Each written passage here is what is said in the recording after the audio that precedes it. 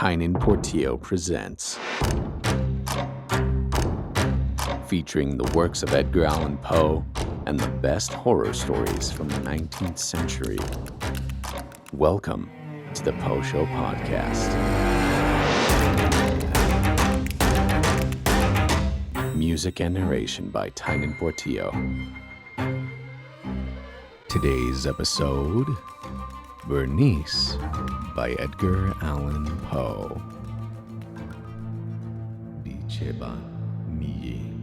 My companion said to me, if I would visit the grave of my beloved, I might somewhat alleviate my worries. Ibn Zayat. Misery is manifold. The wretchedness of earth is multiform. Overreaching the wide horizon as the rainbow, its hues are as various as the hues of that arch. As distinct too, yet as intimately blended. Overreaching the wide horizon as the rainbow. How is it that from beauty I have derived a type of unloveliness? From the covenant of peace a simile of sorrow. But as in ethics evil is a consequence of good, so in fact out of joy is sorrow born. Either the memory of past bliss is the anguish of today, or the agonies which are have their origin in the ecstasies which might have been. My baptismal name is Aegeus, that of my family I will not mention.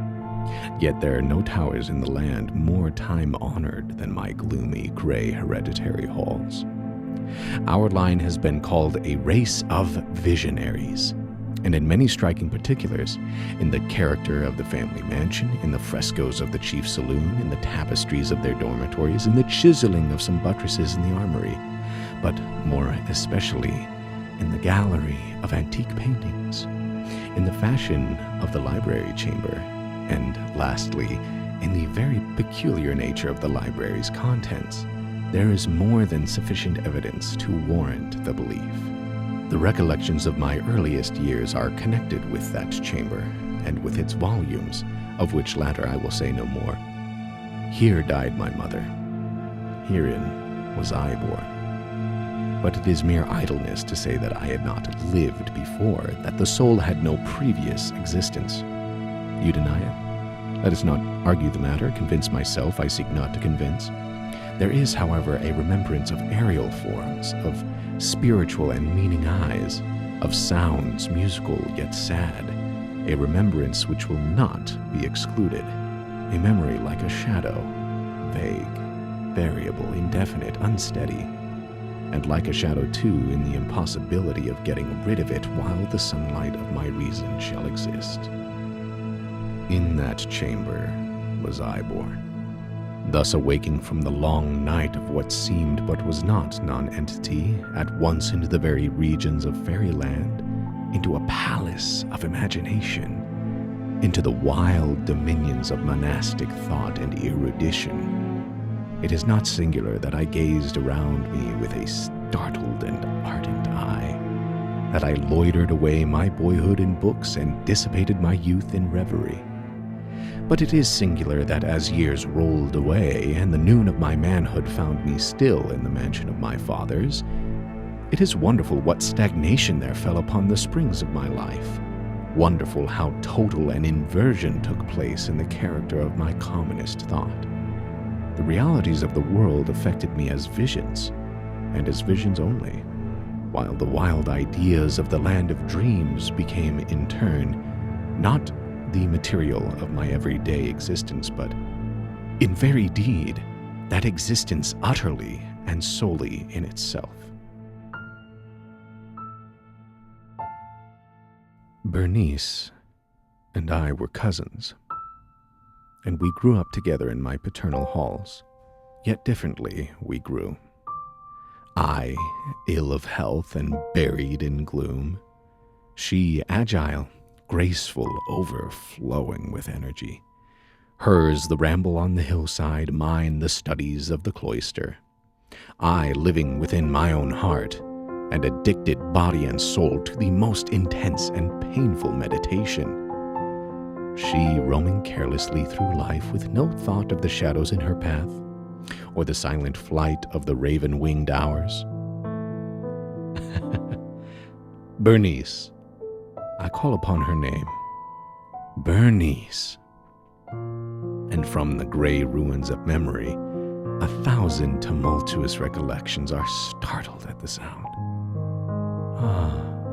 Vividly is her image before me now, as in the early days of her lightheartedness and joy. Oh, gorgeous, yet fantastic beauty. Oh, sylph amid the shrubberies of Arnheim. Oh, naiad among its fountains. And then all is mystery and terror, and a tale which should not be told.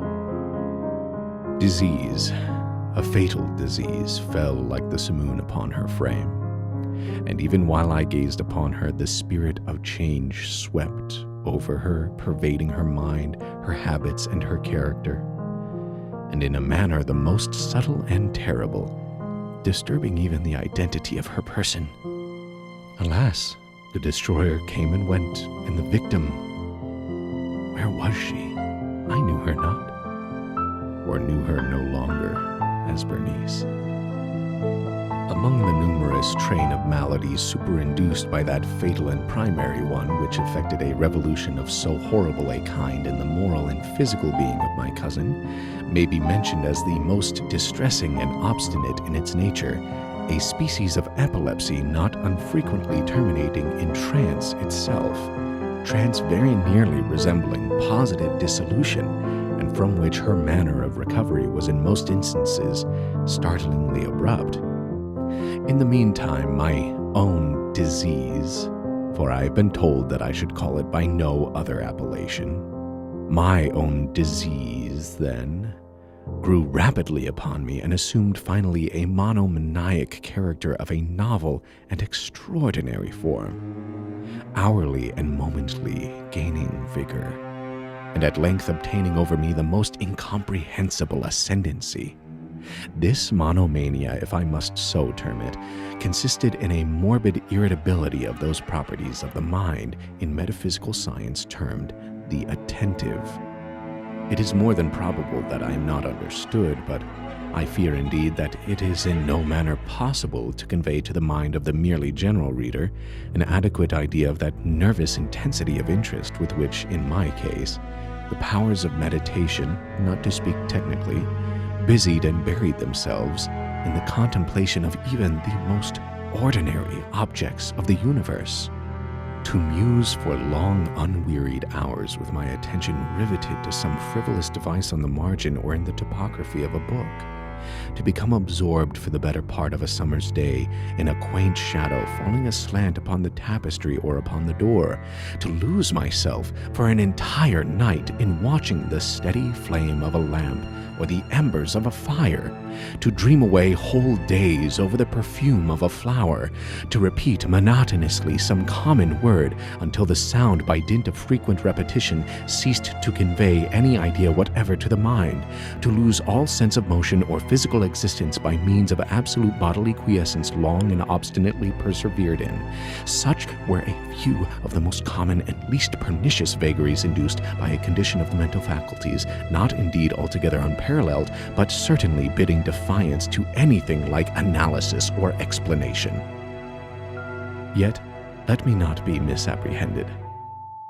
The undue, earnest, and morbid attention thus excited by objects in their own nature frivolous must not be confounded in character with that ruminating propensity common to all mankind, and more especially indulged in by persons of ardent imagination. It was not even, as might at first be supposed, an extreme condition or exaggeration of such propensity, but primarily and essentially distinct and different. In the one instance, the dreamer or enthusiast, being interested by an object usually not frivolous, imperceptibly loses sight of this object in a wilderness of deductions and suggestions issuing therefrom, until at the conclusion of a daydream, often replete with luxury, he finds the incitamentum or first cause of his musings entirely vanished and forgotten. In my case, the primary object was invariably frivolous, although assuming through the medium of my distempered vision a refracted and unreal importance.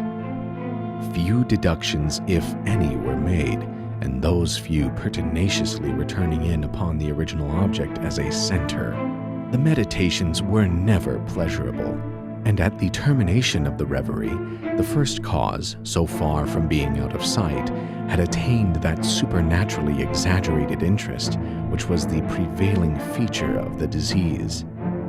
In a word, the powers of mind more particularly exercised were, with me, as I have said before, the attentive, and are, with the daydreamer, the speculative. My books, at this epoch, if they did not actually serve to irritate the disorder, partook, it will be perceived, largely in their imaginative and inconsequential nature of the characteristic qualities of the disorder itself. I well remember, among others, the treatise of the noble Italian Coelius Secundus Curio, De Amplitudine Beati Regni Dei, St. Austin's great work, The City of God, and Tertullian, De Carne Christi, in which the paradoxical sentence, Mortuus est Dei filius, redile est via ineptum est, et sepultus resurrexit certum est via impossibile est, occupied my undivided time for many weeks of laborious and fruitless investigation. Thus it will appear that, shaken from its balance only by trivial things, my reason bore resemblance to that ocean crag spoken of by Ptolemy Hephaestion, which, steadily resisting the attacks of human violence and the fiercer fury of the waters and the winds, trembled only to the touch of the flower called asphodel. And although to a careless thinker it might appear a matter beyond doubt that the alteration produced by her unhappy malady in the moral condition of Berenice would afford me many objects for the exercise of that intense and abnormal meditation whose nature I have been at some trouble in explaining, yet such was not in any degree the case. In the lucid intervals of my infirmity, her calamity indeed gave me pain, and taking deeply to heart that total wreck of her fair and gentle life, I did not fall to ponder frequently and bitterly upon the wonder-working means by which so strange a revolution had been so suddenly brought to pass. But these reflections partook not of the idiosyncrasy of my disease, and were such as would have occurred under similar circumstances to the ordinary mass of mankind.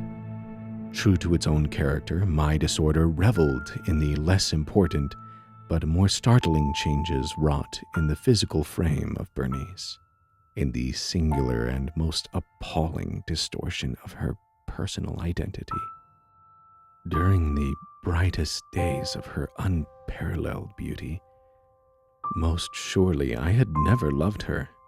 In the strange anomaly of my existence, feelings with me had never been of the heart, and my passions always were of the mind. Through the gray of the early morning, among the trellised shadows of the forest at noonday, and in the silence of my library at night, she had flitted by my eyes, and I had seen her, not as the living and breathing Berenice, but as the Berenice of a dream, not as a being of the earth, earthy, but as the abstraction of such a being, not as a thing to admire, but to analyze, not as an object of love, but as the theme of the most abstruse, although desultory speculation. And now I shuddered in her presence, and grew pale at her approach. Yet bitterly lamenting her fallen and desolate condition, I called to mind that she had loved me long, and in an evil moment I spoke to her of marriage. And at length the period of our nuptials was approaching, when, upon an afternoon in the winter of the year, one of those unseasonably warm, calm, and misty days which are the nurse of the beautiful halcyon, I sat, and sat as I thought alone in the inner apartment of the library. But uplifting my eyes, I saw that Berenice stood before me. Was it my own excited imagination? Or the misty influence of the atmosphere? Or the uncertain twilight of the chamber? Or the gray draperies which fell around her figure that caused in it so vacillating and indistinct an outline? I could not tell. She spoke no word. Not for worlds could I have uttered a syllable. An icy chill ran through my frame. A sense of insufferable anxiety oppressed me. A consuming curiosity pervaded my soul, and sinking back upon the chair, I remained for some time breathless and motionless, with my eyes riveted upon her person. Alas, its emaciation was excessive, and not one vestige of the former being lurked in any single line of the contour.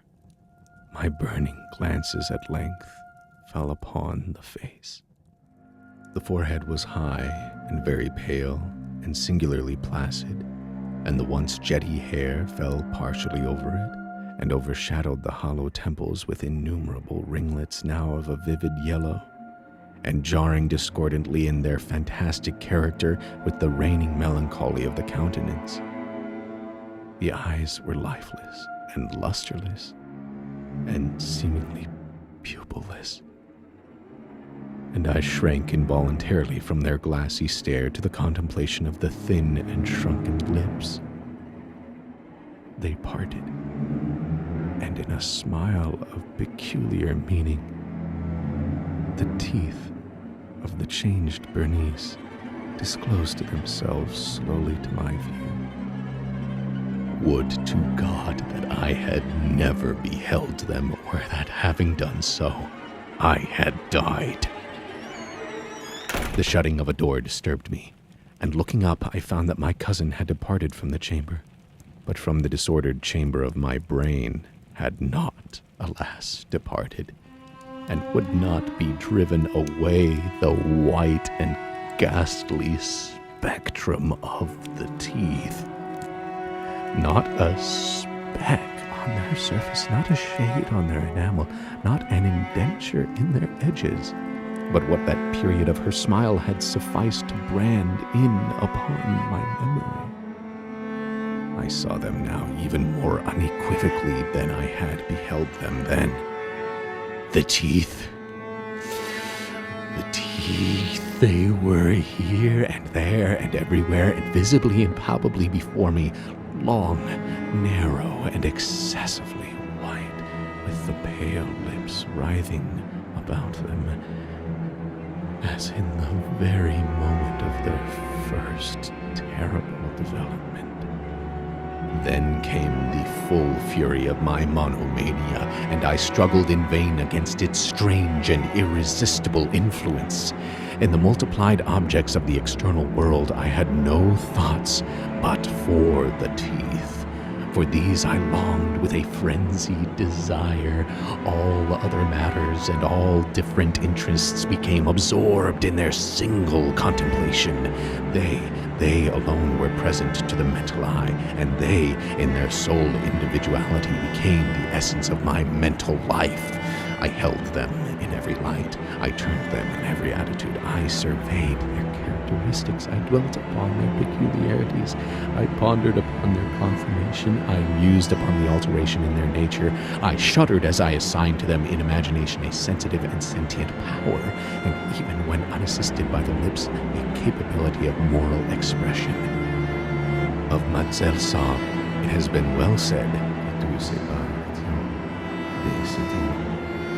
and of Berenice I more seriously believed, que tout ce nom étant deidis. Ah, here was the idiotic thought that destroyed me. Deidis. Ah, therefore it was that I coveted them so madly. I felt that their possession could alone ever restore me to peace. peace in giving me back to reason. And the evening closed in upon me thus, and then the darkness came and tarried and went, and the day again dawned, and the mists of a second night were now gathering around, and still I sat motionless in that solitary room, and still I sat buried in meditation, and still the phantasma of the teeth maintained its terrible ascendancy, as with the most hideous distinctness it floated about amid the changing lights and shadows of the chamber. At length there broke in upon my dreams a cry as of horror and dismay, and thereunto after a pause succeeded the sound of troubled voices, intermingled with many low moanings of sorrow or of pain. I arose from my seat, and throwing open one of the doors of the library, saw standing out in the antechamber a servant maiden, all in tears, who told me that Berenice was no more.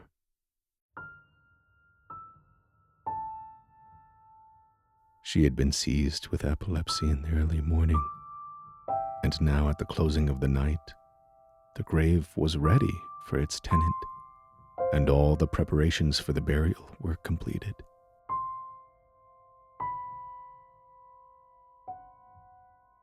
I found myself sitting in the library, and again sitting there alone. It seemed that I had newly awakened from a confused and exciting dream. I knew that it was now midnight, and I was well aware that since the setting of the sun, Berenice had been interred. But of that dreary period which intervened, I had no positive, at least no definite comprehension. Yet its memory was replete with horror. Horror more horrible from being vague, and terror more terrible from ambiguity. It was a fearful page in the record of my existence, written all over with dim and hideous and unintelligible recollections.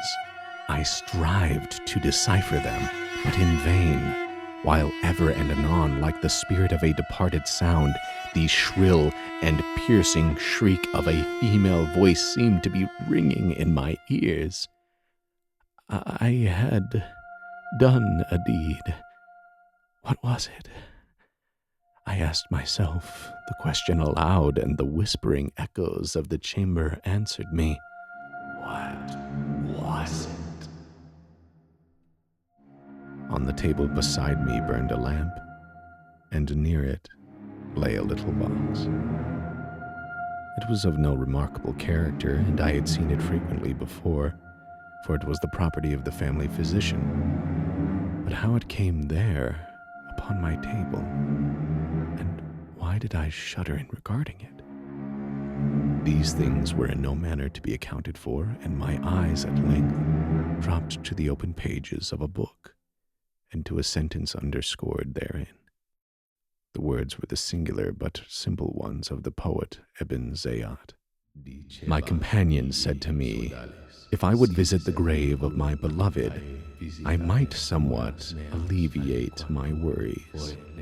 Why, then, as I perused them, did the hairs of my head erect themselves on end, and the blood of my body become congealed within my veins?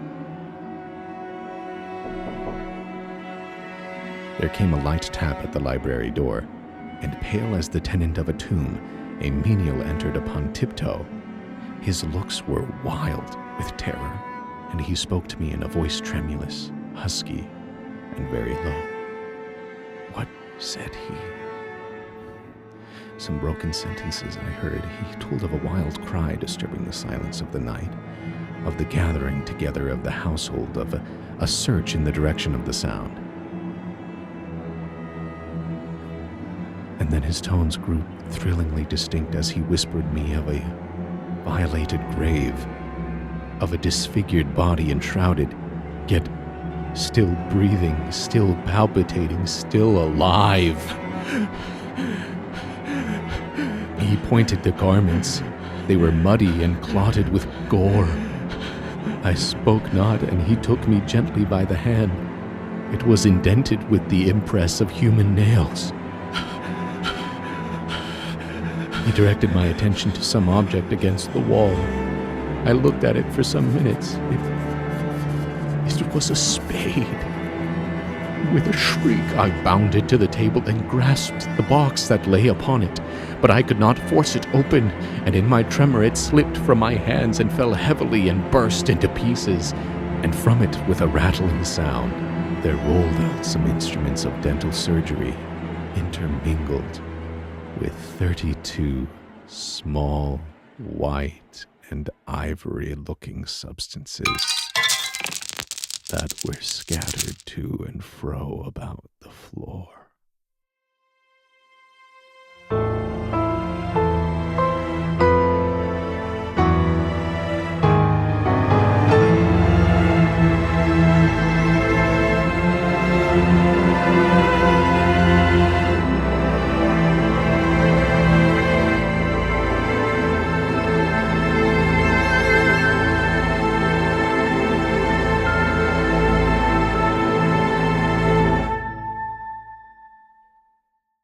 Welcome back to The Poe Show. I'm your host, Tynan Portillo. Thank you for listening to this episode, and if you liked what you heard and saw, as I am doing video episodes on YouTube now, then follow or subscribe on YouTube, Spotify, Apple Podcasts, and more, and be sure to give it a like and share it with others.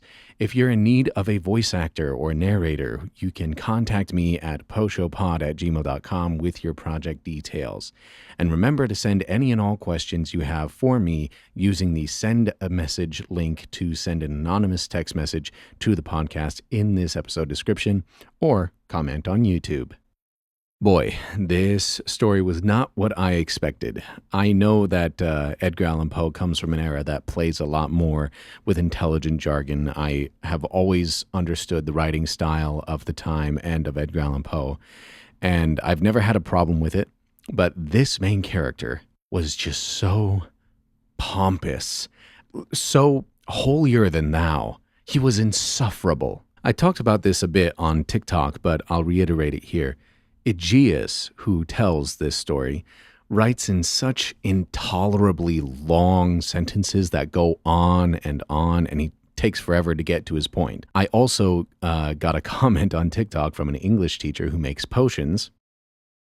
One of the weirdest combinations I've heard of, but cool, who misinterpreted my video. My whole complaint for this story is that Aegeus, who has grown up in a library all of his life, poring over the words of philosophers and writers from the ages, and who has spent most of his time alone, uses language that is intentionally complicated in order to sound sophisticated.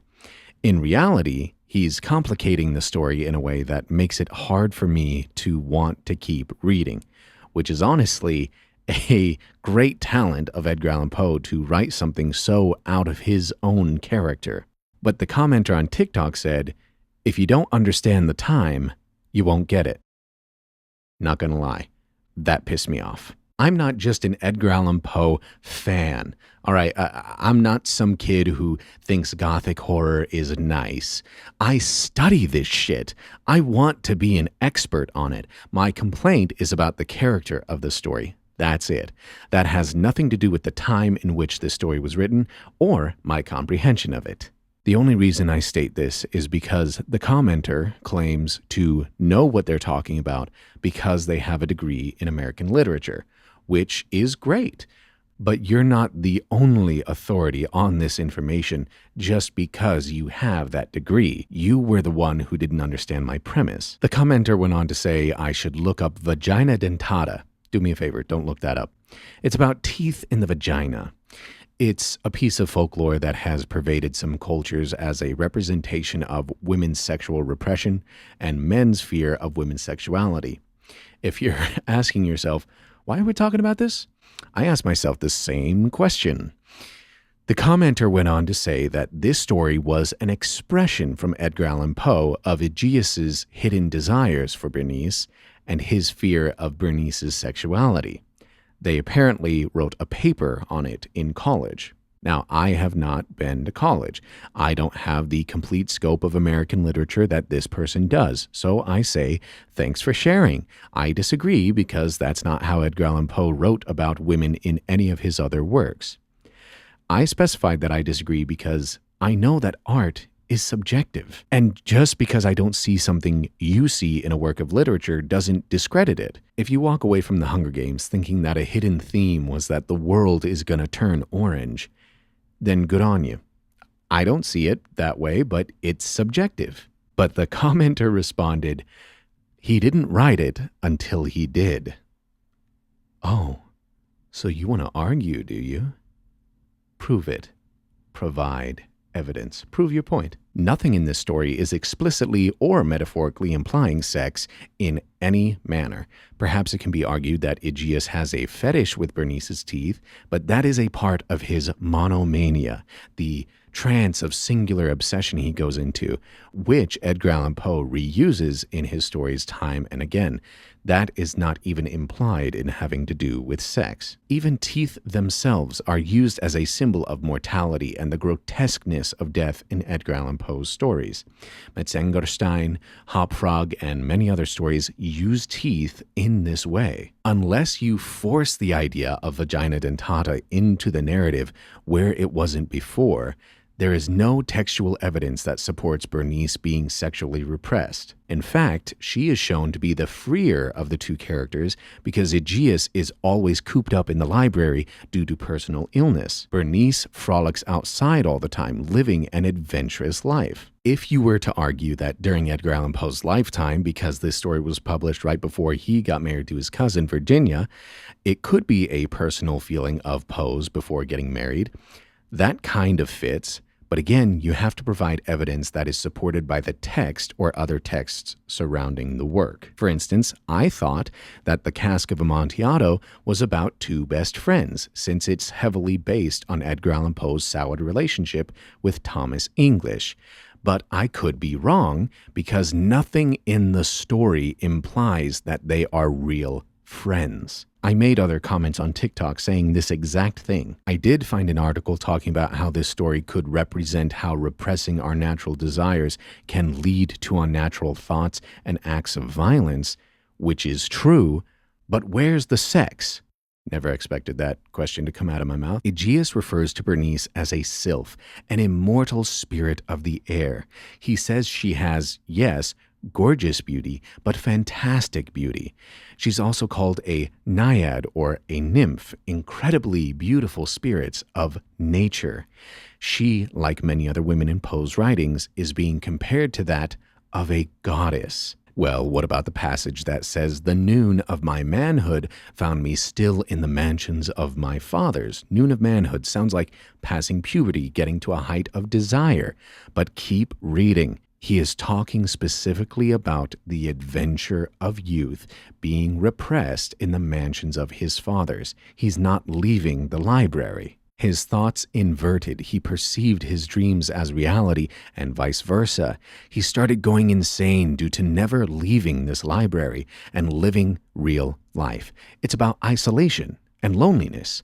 This story is Taxi Driver turned up to a literary 11. It's ironic, really, how all over social media you have people saying that the men who get engulfed in the world of self-help and only focus on themselves end up being miserable and selfish, while those who engage in the world with empathy or read fictional books and just sympathize with fictional characters turn out to be better human beings.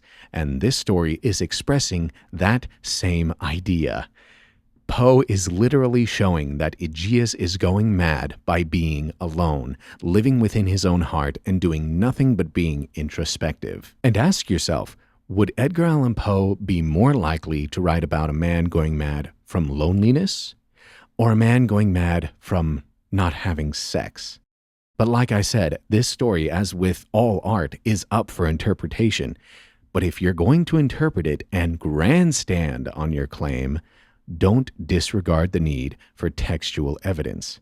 That's like saying the meek shall inherit the earth means that you should be a monster who can but doesn't hurt people. That interpretation, while an interesting point of view, is not supported by the text, the proper translation, nor the context in which that scripture resides. All of that being said, I asked that person to provide a video explaining their claim because I am willing to learn. And I understand that art is subjective. but they never responded. Anyway, moving on. This story was a maze of words and one which you cannot barrel through to get to the end. It's the type of story where each sentence is like a complete book in itself, with depth and detail that you have to pay attention to. And again, I'm going to give credit to Edgar Allan Poe for crafting a story that seems so totally out of his writing style and usual habits. He seemed to be experimenting with a little bit more of his wit in this story and really showing off his intelligence, which makes sense because at this point in his life, he was gaining some more success and had some more confidence, and he was making a living, not a good one, but a living on his own published writings. I actually talked about that on TikTok as well. You guys should really join TikTok. Like, follow me on TikTok because I do a lot of videos there. And I post them to YouTube Shorts as well. But Edgar Allan Poe was essentially his generation's Hub's life. He had a 9-to-5 and he made a living and it paid his bills. And he was usually an editor for different newspapers or magazines. And he tried to get a government job underneath Andrew Jackson. But then he started getting a little bit of notoriety for his own writings. And he wanted to make a living off of just his own work. Now, this was really like he won a contest and he won a little bit of money and he gained a small fan base who kind of knew who he was. But overall, he was not the legend that he is today, and he was not seen as the literary genius of his time that we have today. And his story has a much worse ending than I hope is in store for Hub's life. Of course, I wish him the best and good luck. It can just be difficult when you establish a fan base in one thing and then you divert to doing your whole brand as another thing. And it's going to be hard to keep your fan base that way. This is definitely my least favorite Edgar Allan Poe story of all time. Now, most hated as well. It's just, it just feels like a bog. And what's interesting too is I have here Fahrenheit 451. I'm a huge fan of Ray Bradbury, and if you've never given him a read, I mean, honestly, I would probably encourage you. I've got both of these books right here. This is funny. I would encourage you to read Something Wicked This Way Comes. That is probably your best bet for your first Ray Bradbury story. You want to read Something Wicked This Way Comes, and then probably go on to Fahrenheit 451. But Something Wicked This Way Comes deals with more of the magical and supernaturalness that Ray Bradbury liked to include in his stories. And it's a very good story. But if you don't like this work, then you probably won't like Ray Bradbury in general, is my thought. You might like I Am the Cheese by Ray Bradbury. Editing time in here. Yeah, Ray Bradbury didn't write I Am the Cheese. That was Robert Cormier. And I can't even edit that in the podcast episode, like on Spotify and Apple Podcasts. Like, I can't go back. That English teacher is going to use this against me somehow. But this is me trying to admit when I'm wrong. The thing with Ray Bradbury, and the reason why I mention him, is because the way he writes, to me, feels like you're swimming. You're swimming and you see an island in the distance, and it's this ray of hope. It's this idea that you're traveling towards, but you have to keep on fighting these waves, and you get tossed and turned, and it's difficult to get through, but you can get there. You just have to keep moving. And I like that about Ray Bradbury's stories. It feels like a dream when I read it. But with this story, it felt like a bog. It felt like each step I was taking just sunk me deeper and deeper, and I wasn't getting any further. I was just getting deeper into this bog. I wasn't actually making any progress in understanding where I was going. Also, if you're a fan of Ray Bradbury, I hope you know of and are enjoying the Ray Bradbury Theater, which is featured on Amazon Prime. That is a TV show where all of the episodes were different short stories written by Ray Bradbury and specifically written for television. And I've been enjoying it. You can find a few episodes for free on YouTube. So, if you don't have a subscription, you can check one out there. But really, really good ideas, really good stories. As far as film goes, I wouldn't say that they're 100%. There was one one episode that I watched that was so interesting. It had Jeff Goldblum. It had Jeff Goldblum in it. And it's such an interesting story. But as far as the filming of it was done, it just wasn't executed very properly. It left me feeling like it was kind of empty and they didn't plan ahead for a lot of the shots that they got. But that's just my opinion on how it went as far as a film medium. But Jeff Goldblum is great. The actors are actually all that are featured in it, all really good. And the story and the idea is so captivating. I just felt like it was lacking by putting it into a film context, which is a common complaint that many people have online of the Ray Bradbury Theater.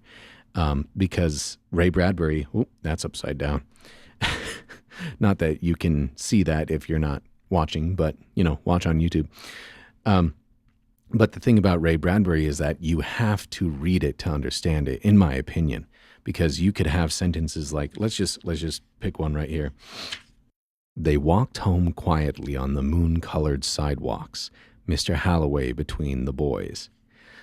That is such a beautiful brushstroke. It's such a nice image presented in a way that I've never heard before. Moon-colored sidewalks with Mr. Holloway between them. It so simply creates just a unique picture that I've never heard or seen before. But in film, that translates to people walking down the street. So it's just hard to make that as interesting as Ray Bradbury does when he sits down to write a novel. I was surprised, too, to learn that Berenice had been buried alive. I did not think that there was more than one story in which Edgar Allan Poe had someone buried alive, such as in The Premature Burial. However, I was also disappointed with that one because in The Premature Burial, I was expecting something like a Kill Bill moment where someone, breaks through the lid of the coffin and then has to dig themselves up out of the grave. I was excited to read something like that in Edgar Allan Poe's style. Didn't happen that way. Wasn't about that. He just told a bunch of different stories of people being buried alive, and then his own where he had the fear of being buried alive, but it didn't happen. I said that like Poe wrote that about himself. He didn't. I meant the character. But this story was quite interesting. It had an interesting character. It had a very interesting set of circumstances for the character to be in, a very interesting personal illness and personal obstacle for the main character, a very interesting evil action without the intention of evil, which is, usually with Edgar Allan Poe, the main characters are the evil ones, and they do have some kind of nefarious goal. So it was interesting to see that, man can do evil even when he's not in control, which is kind of like, when someone goes mad, when they go insane, it's kind of like they lose control of their mind. But here we have a man who did not go mad, but he went into a trance where he didn't glorify in the love of violence, but he did have an obsession with Berenice's teeth and rip them out of her mouth while she still lived. Well, that's all I've got for this story now, so thank you so much for listening or for watching on YouTube, obviously, and thank you for subscribing, liking, and sharing with others. And if you're an author who would like to feature your own story on the podcast, then email postshowpod@gmail.com, or if you need an actor or a voice actor or narrator for a project, then you can email me there. You can leave any questions with the send a message link in the description of this episode, or leave them on YouTube or on TikTok or on Instagram. Follow me, all of those places, links in the description of this episode. But that's all for now. So thank you so much for listening and for watching, and you'll see me in the next one on The Poe Show. And my soul from out that shadow that lies floating on the floor shall be lifted nevermore.